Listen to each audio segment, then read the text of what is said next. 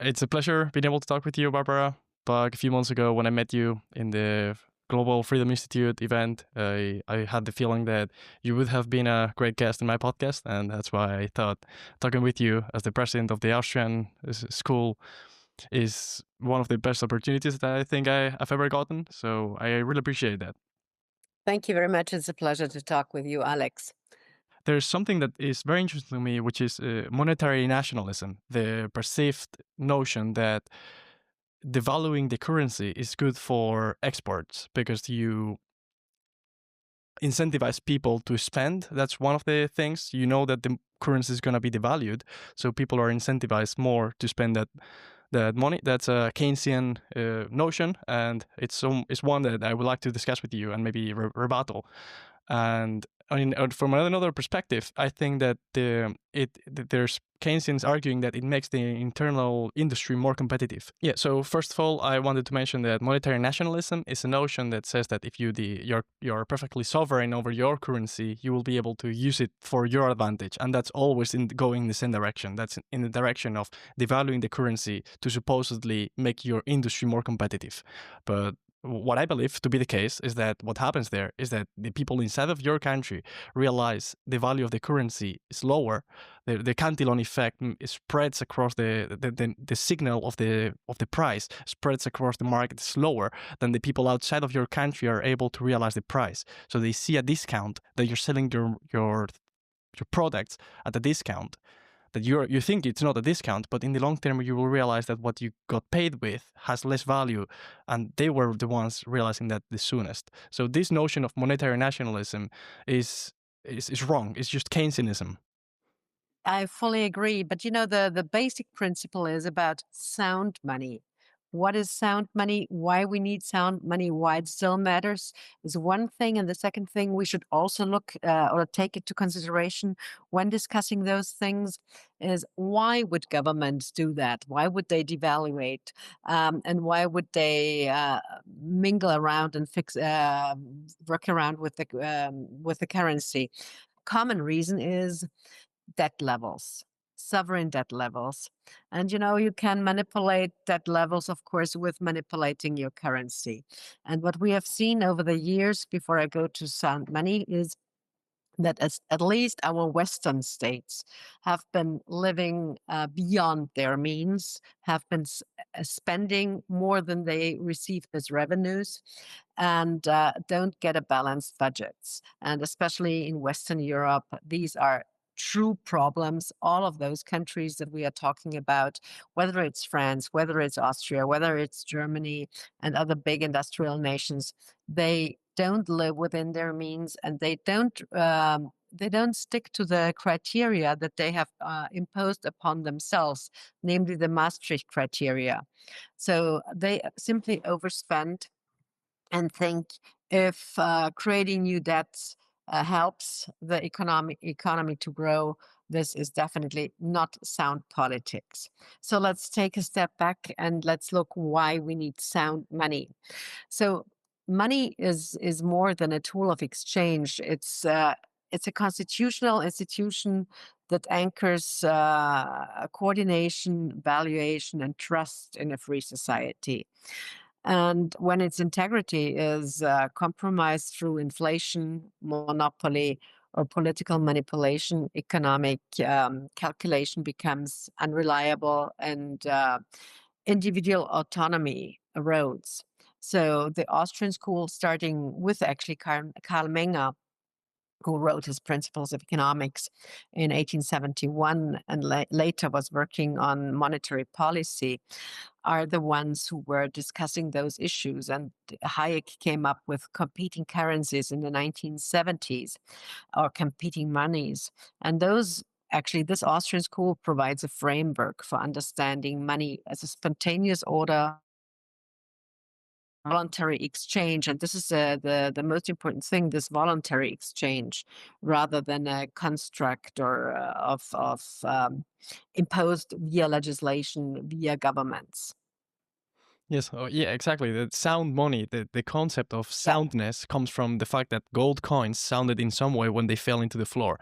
So I think Well, yes, and not only those gold coins, but it's, we've seen empires erode or die or fall off the cliffs, whether it was the Roman Empire or many other empires before, and still in the Middle Ages when the princeps or the heads of state inter did not impose sound money and or did not follow the concept of sound money.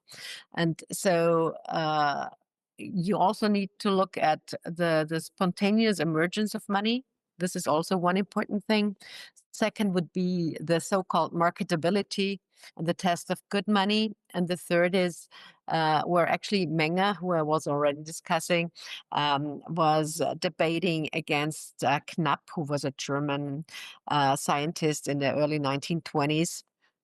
And when those two had a big debate of who is issuing the money and if whether it's illegal, whether who provides the legal framework, and Knapp was actually the one could say the founder of MMT, modern monetary theory, because he was rather on the state side, whereas Menger was totally rejecting his state theory of money. And another thing that is also important for our implications for monetary or for sound money, and actually for modern money right now, is the proof of work and the trust, trust. Those are the cornerstones if we talk about sound money. Yeah, and coincidentally, I happen to work at Schweizer Monat, one Swiss magazine that has classical liberal values, and we are preparing now at an issue on trust, coincidentally, and we are discussing with many different authors about different segments, different topics inside of it. And Ronnie, the chief editor at our magazine, mentioned that trust can only happen when you have the possibility of verifying. What you can, so the ethos of the Bitcoin community of don't trust, verify is very, very, very adequate here, because the institutions are made in a way that are intransparent, so that people who don't know about how it works are parasitized. And exactly what you were mentioning before about the inflation and the devaluing of the currency that benefits the sovereign debt. Well, not only the sovereign debt, but all the debt. If you have a negative balance in the currency that's going down in value, you benefit from that process. And if you have a positive balance, you lose the value of what you're saving. So this process, I think, is one side of the coin that explains why increases in debt or devaluing in the currency are positive for states. But I think there's also another one. You also need to look at the time frame. And this is where Menger comes in again with his subjective theory of value. And when he was writing time matters, Exactly. time and value, those things go together. So you need to look into that as well. Yes. The information of what is valued where depends, of course, in supply and demand. That's like the superior law of economics. But the information isn't spread simultaneously. There's not the speed of light, the ultimate speed at which information spreads across the market in economics is much lower, and it depends on many factors. So absolutely, I think time is a fundamental notion to consider here. Well, and here you should also take into consideration that money is a discovery process, a spontaneous order as well, and it's not an invention. It arises from human action and again, not from law. This is where uh, Menger versus Knapp or modern monetary theory versus the Austrian school. So this, I think, is one of the keystones that we need to keep in mind. Money is a discovery process. It's not an invention. It arises from human action, from interaction, human interaction, and not from law. Exactly. I think salability across time and space is what the process of natural selection of the different monies ended up converging into when they found that gold or seashells previously is a much more elastic thing, which is ultimately what made it be selected out of the market of money. And it's absolutely true. It is a process of discovery by humans. They're trying to find the thing that will be accepted across the longest of the time frames and the longest of the space frames, to be able to preserve your wealth. Yeah, and here you also need to look at the stability, because stability is essential also for planning for for those who interact on the markets. So unstable money undermines those contracts.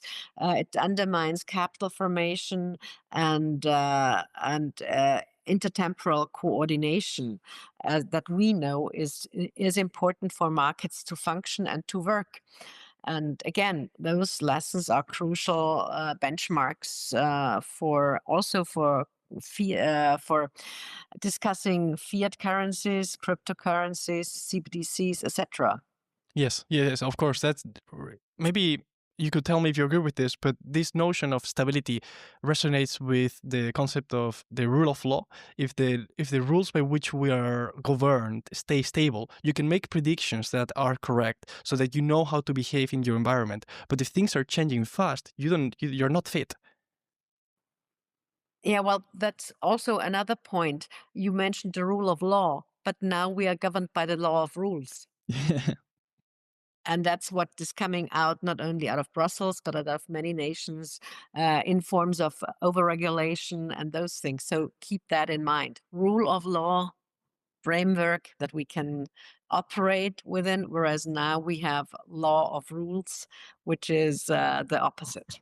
Yes, and I think that that's a very adequate play with words that perfectly captures the concept. In Currently in the European Union, I think this is a big problem, the bureaucratization of everything, and I think this happens when there's less and less skin in the game, when the person governing over the people governed is more and more separate. There's a huge hierarchy, many layers, from the local to the state to the international organization that the European Union is.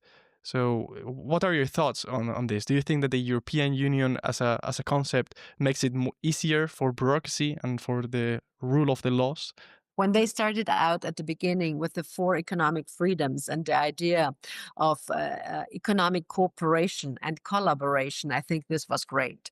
But what we have seen these days is big Brussels. It's central planning that comes out of Brussels. And it's, again, exactly the thing that Hayek was warning us against in his work, in his The Road to Serfdom. He was arguing that totalitarianism from both sides, left and right, and communism does not work, because central planning doesn't work, because we as individuals know better what is good for us as a distant, long, far away state.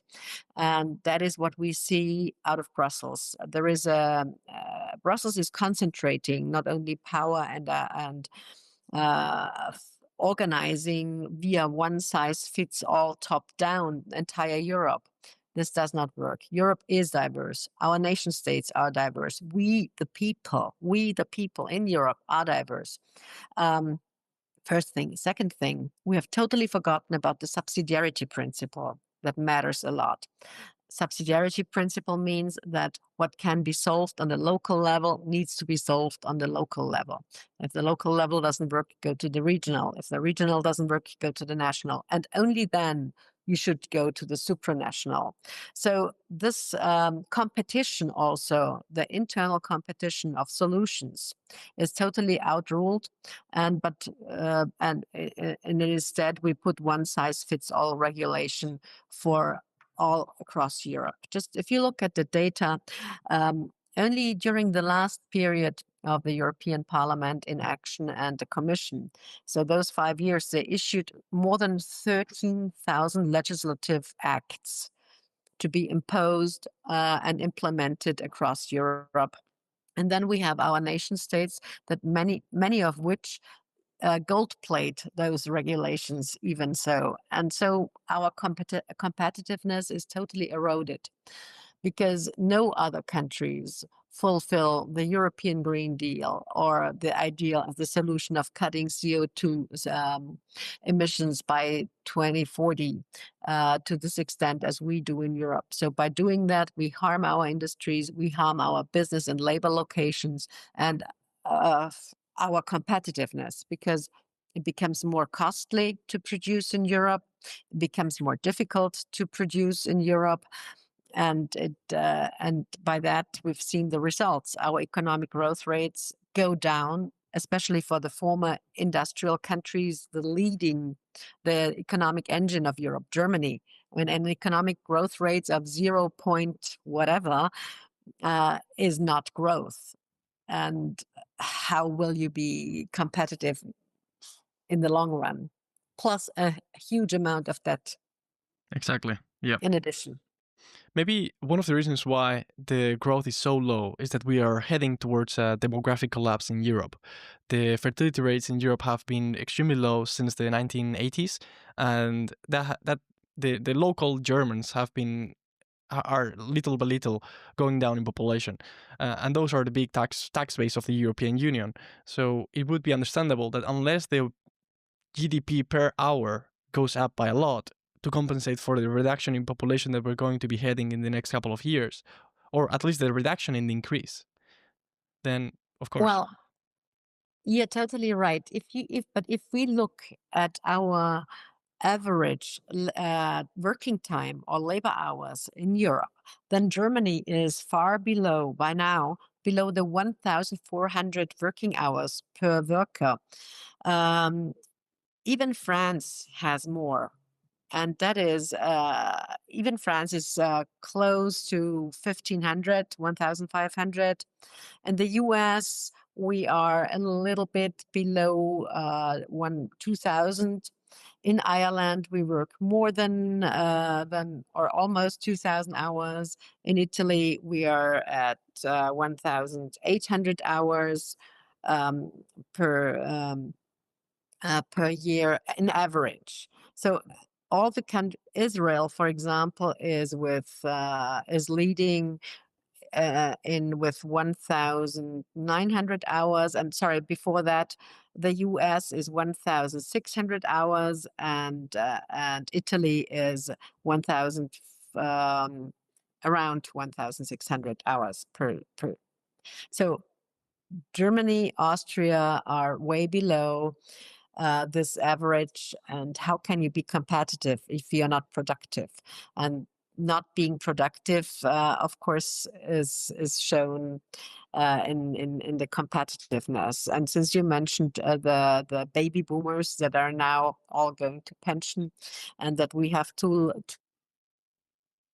people who are joining the labor market, we have a huge issue in Western Europe specifically, but Austria and Germany especially. One of the reasons why people don't work as much as in other countries, I think that if we made a statistical analysis of the different countries and how many hours they work, a big part of the difference could be explained by income tax rates. If you work more, you pay more taxes. So reducing the tax rates above, especially in the high echelons where the most market distortion is created, because the state says if you work a lot and you make a lot of profit and you are producing a lot of value to the market, because that is what is required to make a lot of money in a fair market, then you would end up paying a lot of taxes. So why do that? Well, you're totally right. The point is, the labor, the hours, the costs per hour you pay. One thing. Second is the high taxes, the taxes on labor, and the taxes for social security and for pension that are reduced, that are taken away from your salary. That even the workers, the employees don't even see that amount of money that is being taken away and goes directly into the welfare system, into social security system, and into the pension system. So overall, you have more or less 50% of what the enterprise has to pay the employee goes directly into those systems, and the outcome is little. And so there are no incentives for individuals to work more and harder. And this is the first thing. Second thing, if we continue to keep up our welfare states to that level that incentivize only 20 hours per week per week working, for example, so not full time but half time, then we will not get to those productivity levels that um, we need. Yes, I think there are so many notions that are obfuscating in the tax system and in the social security. I happen to come from Spain, so I know how the social security system works there. When I was studying accounting, I realized that a part of the two-thirds of the social security contributions are on the side of the company. And I put quotes there because it's not from the company that pays for it. The marginal Mm. productivity of your labor is what pays for all the costs that your labor create. And if the state comes and says you have to pay two-thirds of the costs from the side of the company without the employee, as you were mentioning, even seeing it, then that's just gonna be removed from the actual brutto from the worker. So this imbalance, unless we fix this, there won't be any labor market productivity that is rising and that is competitive across Europe. So we first have to look into the taxes, cut all, not only for enterprises, but also for individuals and for on every single item. And by that, if we reduce those enormous tax rates, then we will have a chance to become competitive again. If we look across the world, those countries that have reduced their tax rates on not only on labor but also on enterprises, they all of a sudden become competitive.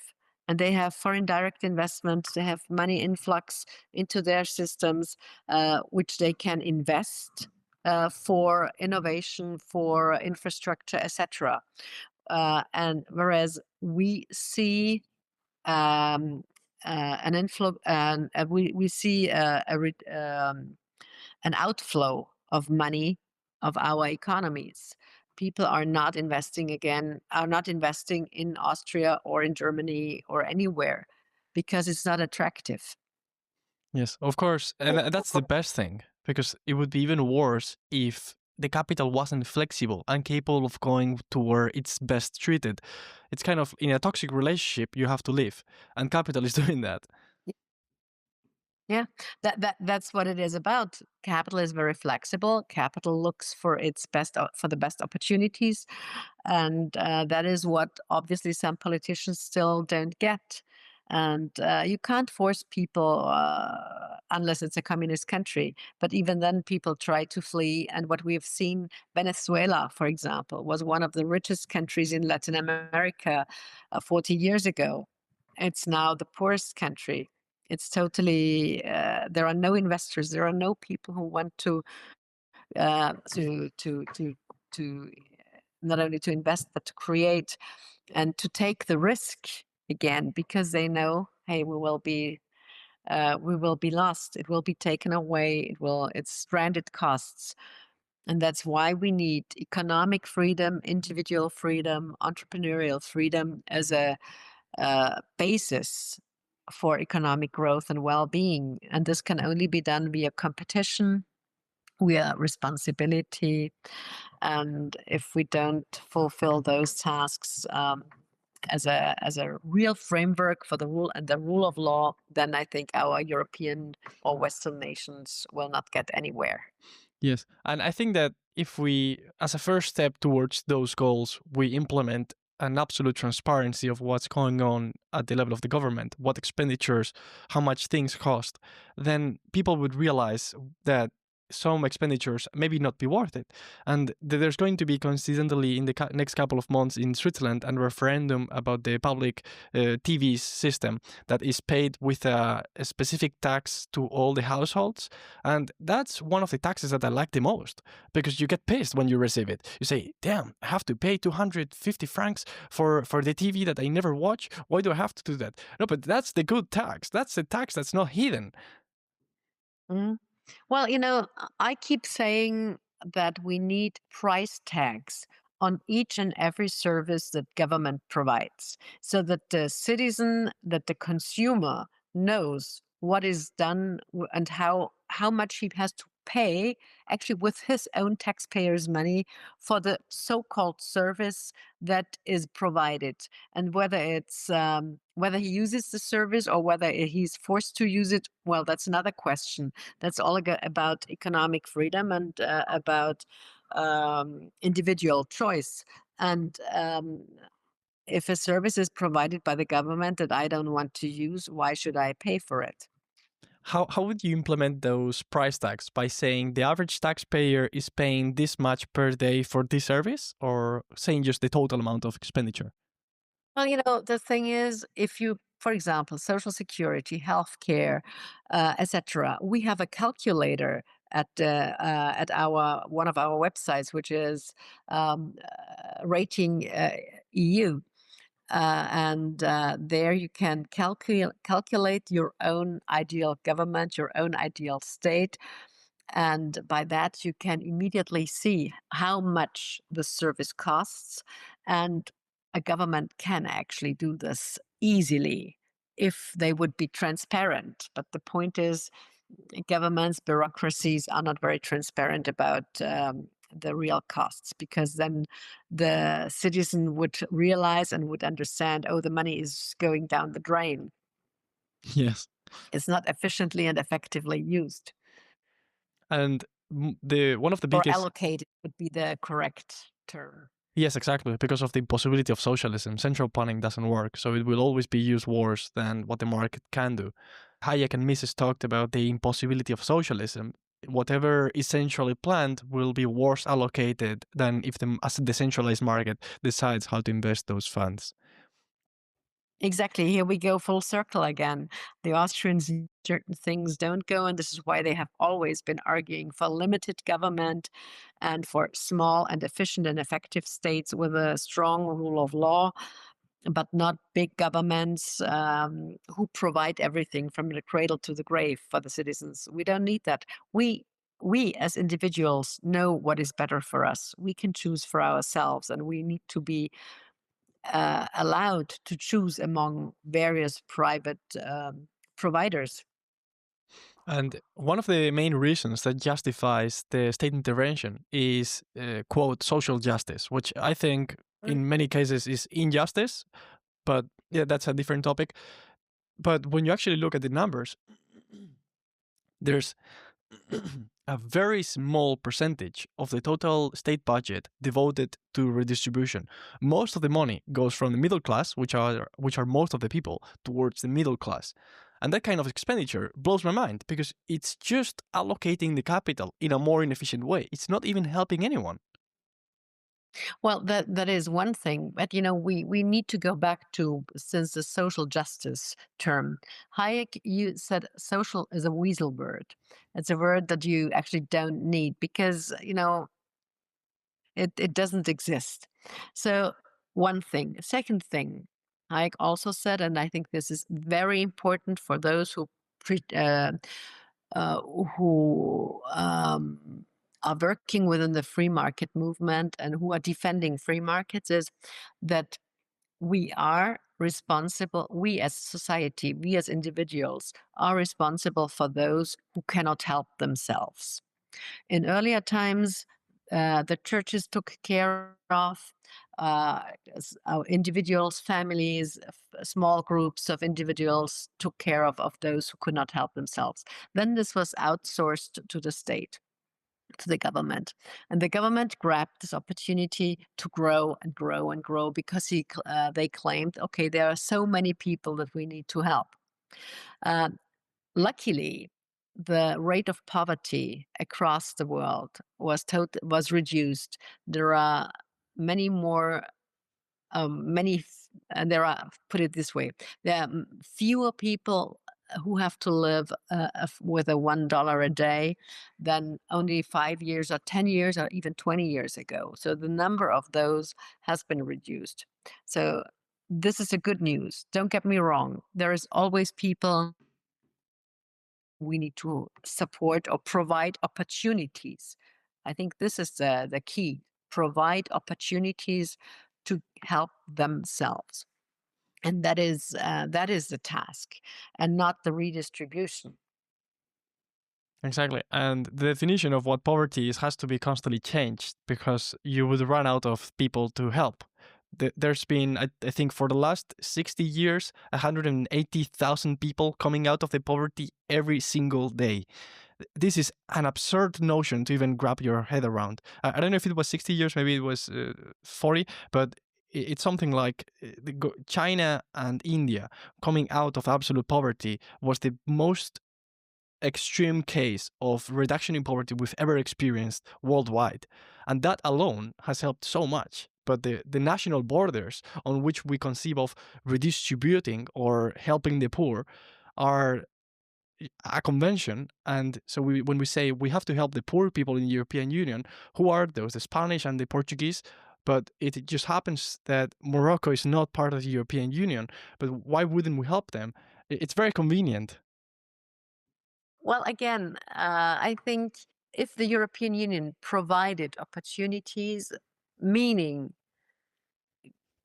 um, don't use the one size fits all solutions, but allow countries to take individual solutions or national solutions or regional solutions, even for those in need, then I think we were much better off. As we've seen, there were great examples from private schools that were implemented in the poorest places in the world, whether it was India or Africa, where those private schools had helped create opportunity for those kids who had no option before. And by doing that, they got out of this poverty trap, is one thing. And again, for those who really cannot help themselves because they're not capable because of whatever disease or whatever circumstances, then I think we as society can step in and help. That is definitely no question. But otherwise, only provide opportunity and then people can run and do their own stuff. And paradoxically, there will be the most opportunity when the state intervenes the least. Totally right. Totally right. I wonder if you are interested in the topic of fractional reserve. There's been a couple very big debates in Spain, very popular, about the notion of fractional reserve. And if you're interested, we could talk about this. I happen to think that between two people who are mutually agreeing, if I deposit my money in your bank and you say I will lend it out or not, as long as it's transparent, I have absolutely no problem with it. And so the current laws that govern over our deposits that in the banks are very badly written, and they don't really state what it means for your money to be available whenever you want it. And they do lend it in the background to other people, and there's a limit to how much they can do that. But so yeah, what are your thoughts on fractional reserve? Well, fractional reserve banking has been discussed over and over, at least since the breakdown of the gold standard and after Bretton Woods. But I would rather not focus on this topic. I would like to discuss what we have seen with the reduction of using of cash, and especially Spain is an interesting case. When people are not allowed to withdraw more than 3,000 euros from their bank account without first notifying the Ministry of Finance or the local authorities. I mean, this is their money. It's they possess it, they own it. It's their private property. And then they have to go and ask the government, hey, can I take and use 3,000 euros? I want to buy XYZ. And if they don't do it, they have, they are punished. And I don't think this is correct. This is not right. This is the question of destruction of property rights. And again, the state is intervening even more so. And since we talked about money before, cash is also an important um, tool or means an important means of exchange that we as individuals should be allowed to use unlimited and no cash transactions limitations. First, it was 10,000 euros. and now we are in Spain even at 3,000. As of 2027, the EU imposes a law across Europe, or a regulation across Europe, that if you make a cash transactions higher than 3,000 euros, you have to show your ID. And come on, if I have my own money, it's my property, and I want to say, if I'm a young that wants to buy a kitchen for their new household, and they received cash, say, as wedding gifts, uh, they will have to prove, first of all, who they are and that the money was not stolen. This is ridiculous. This is totally ridiculous. So I think we are overreaching on this. And the next step, of course, are CBDCs that will be imposed on all those on all individuals, because we will have to use them for social security payments, or for tax payments, or if we receive money from government, etc. I don't think this is the right solution and the right thing to do. If we want to go digital, there are so many private solutions that are around, even European ones. So the argument, we need to be safe and not rely on, say, the US payment systems. There are many European solutions around that are already working. So why do you reinvent the wheel? And the ECB is fulfilling a task that's not in their statutes. Exactly. I couldn't agree more. I think this is part of the broader debate of self sovereignty and whether you can use the actual settlement network, the ultimate one, which is the actual currency, or you have to do it through the rails of the banking system that introduces counterparty risks. Because are you going to keep where the information of where I spend my money safe? Maybe I trust you, or maybe not. But do I trust that you have the cybersecurity good enough to be able to keep the information private, or will you be attacked by hackers? I don't know about that. So cash is the ultimate solution to that. If that not the ultimate, because it was the first solution. It was one of the solutions. Yes, exactly. I think the right to bear cash is at the core of self sovereignty, but it's not as self sovereign if the cash you're using is created by someone else, and if they can create more of that, they can devalue the currency. So again, you are self sovereign in the way in the sense of being able to use as much as you want if we end up being able to pull this policy off, but you wouldn't be self-sovereign in the sense that the value you provide to the market is preserved across time if you hold it in that currency. Because unfortunately, as you mentioned before, the sovereign debt is so big that they run on permanent deficits, and because there's always an inflation, they can run that on an indefinite way.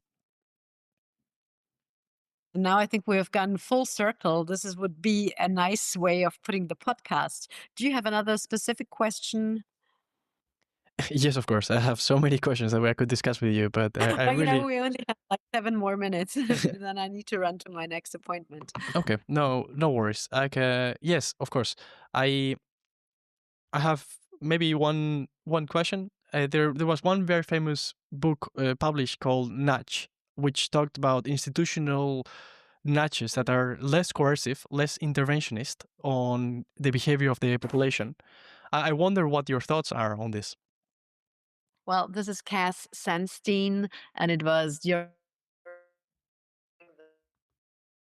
Obama, when Obama tried to intervene and make Obamacare more, how do you say, more interesting for the U.S. citizens, and where he was imposing certain regulations and security and healthcare systems on them.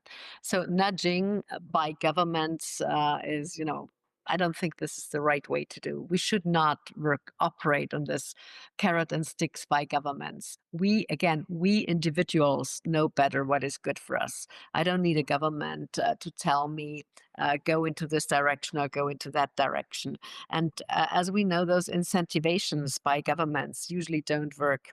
And since we talk about that, look at the wrong incentives and nudges that were provided during the energy transition in Europe.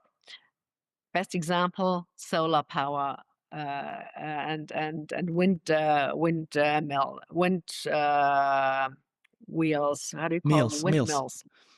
Yeah, those things have just come up with a big blackout in Spain. Best example, the grids broke because the technology did not work. We could not buffer. There were no batteries, no buffers, and so the entire system collapsed. But Spain was proud 2 weeks prior to this big black hole that they are 100% energy neutral now. Uh, it doesn't help if you still need gas. You need still energy that is produced via gas, and old and the so-called old technologies. So if you provide the wrong incentives by governments, it doesn't work. Second example, again out of this, solar panels in Germany. They were heavily subsidized and incentivized by the government. So everybody produced solar panels, but with subsidies. The companies were unable to produce on a competitive market price. And when the subsidies were cut, all those companies went bust. Uh, Same thing. So nudging does not, if it's provided by government, it doesn't work. Definitely not.